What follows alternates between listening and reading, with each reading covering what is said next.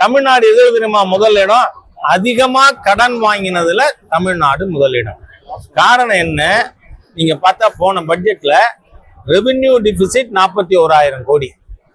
அது தவிர இந்த அரசாங்கம் கடன் எவ்வளவு வாங்கியிருக்கு? 25 ஏப்ரல் 1ல இருந்து 26 மார்ச் 31 வரை இந்த அரசாங்கம் வாங்கிய அல்லது வாங்க திட்டமிட்டுள்ள கடன் 97,000 கோடி. சரி, வீடு கட்ட ஒருத்தர் கடன் வாங்கலாம், தாளிக்க என்ன வாங்குறதுக்கு கடன் வாங்கலாமா?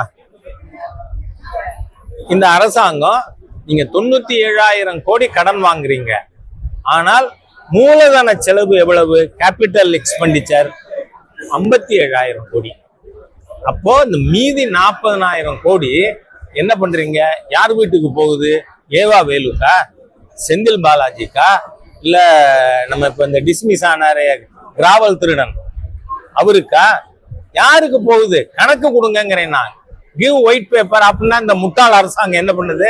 வெறும்னா இந்த குழந்தை பக்கத்துல இருக்கிற குழந்தைகிட்ட நடுப்பக்கத்துல பேப்பர் கிழிச்சு கொடுமான்னு அதை காட்டுது. டிஆர்பி ராஜாவா?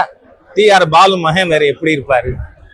என்ன முதல் நம்பர் முட்டாளா தானே இருப்பாரு, ஒரு வெள்ளை பேப்பரை காட்டி. அதனால இந்த அரசாங்கம் அவ்வளவு இர்ரெஸ்பான்சிபிள், அவ்வளவு அகம்பாவம்.